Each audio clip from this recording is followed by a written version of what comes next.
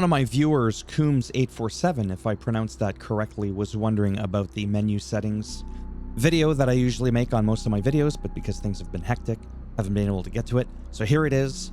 This is on PS5 Pro if that matters. We've got continue to continue on from our single player game, which can be played with 4 AI bots.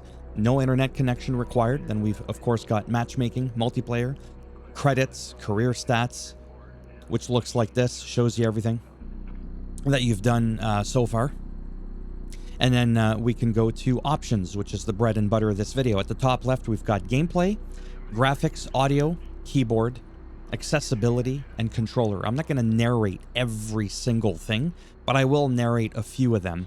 Pause the video if I'm going too fast so that you can kind of see what is going on. There is no description on the right-hand side like some other games do, so I don't know what all of these do, okay? But first of all, language, okay?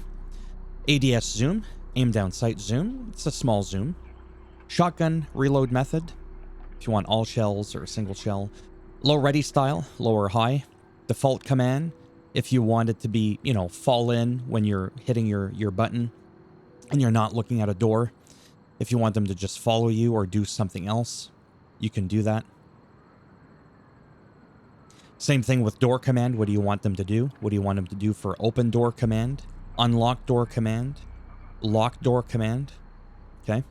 HUD, if you want all scores, rewards only, penalties only, or disabled. Show team status, show player names if you want these on and off. Reload icon, the compass, damage paper doll, input hints, context hints, multiplayer if you want to link your Epic account, if you want crossplay enabled or not. Graphics we have on PS5 Pro. I think it's like that for all consoles because it's not PS5 Pro enhanced. It's performance and fidelity. UI scale, motion blur intensity. If you want bounce light, adjust the brightness. This is all default. Field of view, world field of view. Weapon field of view, default. Follow world or custom. And then you can do world field of view scaling, vertical or horizontal. Then we've got audio master, volume, you know, the sound effects, the UI, music, voice over IP, microphone gain, if you want stereo headphones or surround sound. What do you want the default voice over IP channel to be?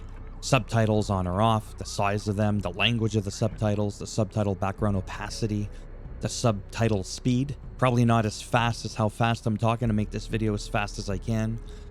Keyboard. Oh my god, I'm not going to go through this, but you can use a keyboard and mouse in this game, as you can see.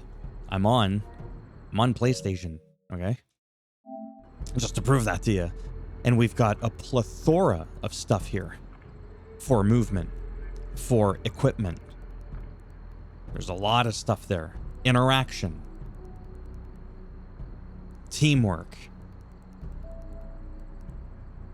Replay. Miscellaneous. Then we've got some accessibility, vision deficiency, the deficiency strength, highlighting weapons, on and off, world space action props, if you want those enabled or disabled.